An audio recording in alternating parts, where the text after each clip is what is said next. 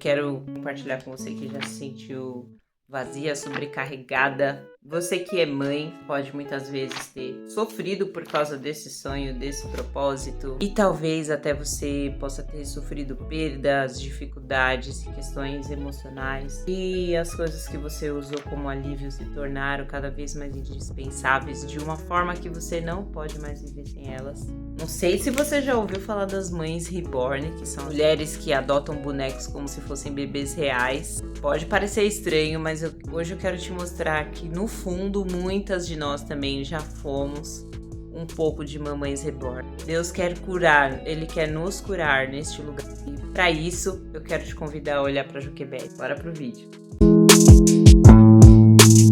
Não sei se vocês conhecem a história de Joquebede. Joquebede era mãe de Moisés, um bebê marcado para morrer desde o ventre. Estava havendo no momento da gestação de Joquebede uma ordem para que todos os meninos de 0 a 2 anos fossem sacrificados por uma questão de controle populacional. Ela estava lá naquela gestação sabendo que aquilo poderia ocorrer com o bebê dela. Não sei se ela sabia que era um menino ou sentia que era menino, né? Mesmo porque ela poderia não ter essa possibilidade de descobrir o sexo do bebê até por aquela época. Mas o fato é que quando nasceu, ela viu que era um belo bebê, que era belo aos olhos do Senhor. E ela precisou esconder o seu bebê, aquele que já estava marcado desde o momento do nascimento. Ela conseguiu esconder esse bebê por 3 meses. Eu acredito que tenha sido um desafio muito grande, porque quem já teve filho sabe que o bebê pode chorar, o bebê...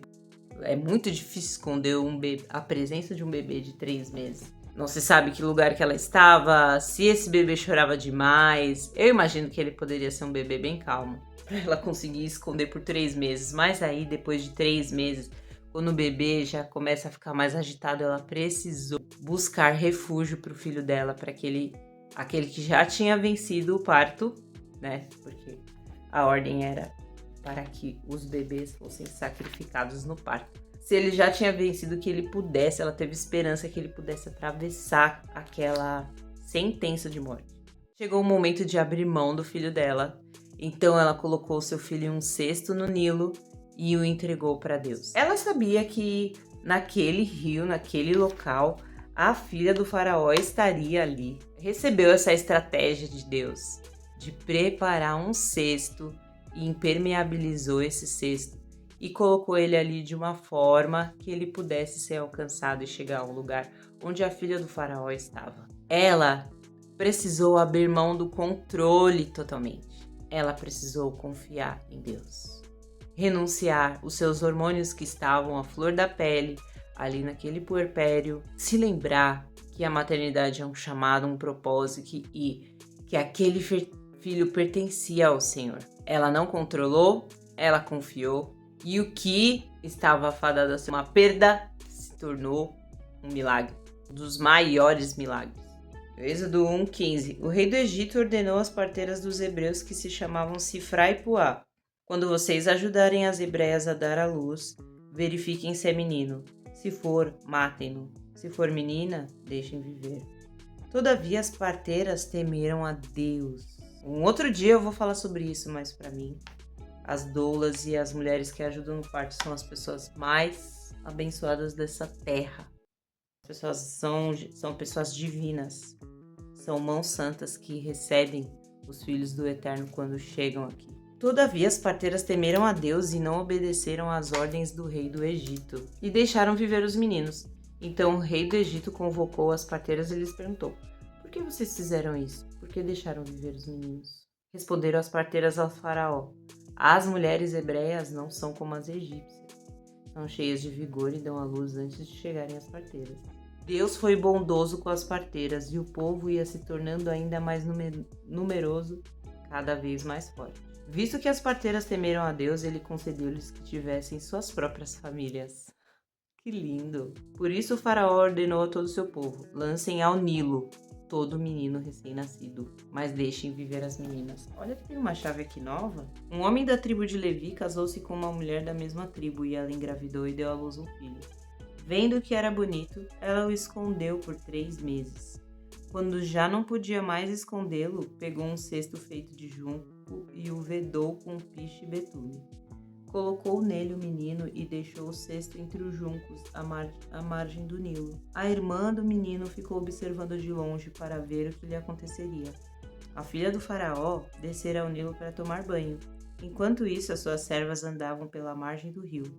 Nisso viu o cesto entre os juncos e mandou sua criada apanhá-lo. Ao abri-lo, viu um bebê chorando. Ficou com pena dele e disse: "Esse menino é dos hebreus." Então a irmã do menino aproximou-se e perguntou à filha do faraó: "A senhora quer que eu vá chamar uma mulher dos hebreus para amamentar e criar o menino?"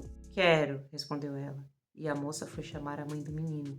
Então a filha do faraó disse à mulher: "Leve esse menino e amamente-o para mim, e eu pagarei você por isso." A mulher levou o menino e o amamentou.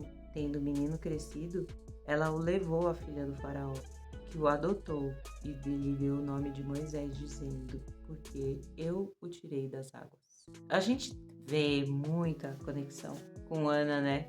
Que nós já falamos sobre ela aqui no outro vídeo, que você pode assistir. Como Joquebede também teve esse coração de entregar seu filho. E como o Senhor foi tão bondoso que valorizou a amamentação de forma que Joquebede pôde passar o seu sangue através do leite para o seu filho Moisés. E ela ainda foi recompensada com recursos para cuidar do seu filho enquanto ele amamentava. Pode ser que ele tenha sido desmamado com 3, 4 anos, 5 anos, não se sabe. O fato é que ele foi amamentado pela própria mãe, recebeu o leite com os nutrientes que ele precisava dos 3 meses até a idade de pelo menos 2 a 3 anos, e depois ele passou a ser criado num outro contexto, no palácio do faraó. E nós, amigas, aqui no século XXI, nós mães do século XXI, querendo dar conta de tudo, querendo mostrar que somos super mães, com base em quê? Com base em quem? A gente tem se cansado de tantos fardos que não são os nossos fardos. E não sabemos qual é o nosso real papel na vida daquelas crianças, o que a gente não se concentra naquilo que é essencial. A gente quer controlar o filho, o marido, o tempo, sentimentos, a gente quer controlar tudo. Ou a gente quer criar um mundo artificial onde nada nos frustre. Uma casa perfeita, um filho bonito, um boneco que nunca chora. Mas tudo isso só adia a dor. A cura verdadeira começa quando a gente confessa: "Senhor, eu não dou conta, toma o cesto, cuida do que eu não posso mais esconder." Chega um momento que a gente precisa tomar essa decisão de entregar, essa decisão de não controlar. Porque quando nós buscamos o controle, nós adoecemos profundamente. E essa é a base, é a raiz da nossa ansiedade, da nossa crise, do nosso pânico e de tudo que faz a gente ir para longe do nosso eixo. Na neurociência, a gente sabe que o apego real com a troca, frustração, o vínculo, é o que forma o cérebro saudável. O controle não forma vínculos, ao contrário, cria afastamento, distanciamento. Bonecos não podem curar traumas, efetivamente. Eles podem, no máximo, ser uma anestesia temporária. O que cura os nossos traumas, que cura as nossas dores, é a presença de Deus, é o cuidado de Deus, é a nossa fé, a fé que vence o mundo, a fé que nos justifica, o que nos faz coração conectado com o coração de Deus. É o lugar de devoção, de cultivar a presença, de se entregar, de deixar o controle. E a presença de Deus, o lugar de oração, é onde você pode chorar, onde você pode soltar, onde você pode confiar.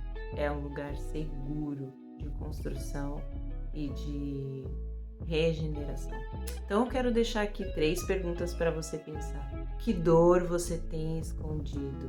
Que dor você tem deixado no cesto do controle?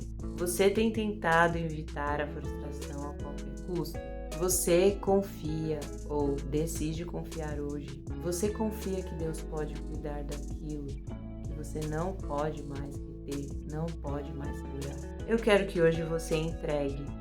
Eu quero que hoje você seja como Joquebede, que tudo aquilo que você não consegue mais segurar, reter, aquilo que você tem medo de perder, aquilo que você considera precioso demais, impossível demais de você realizar.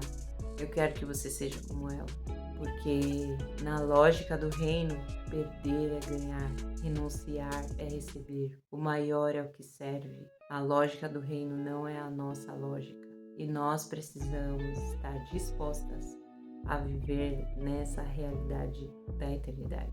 O milagre na vida de Moisés não aconteceu no lugar escondido. Ele aconteceu no rio, lugar da sentença de morte do inimigo das almas.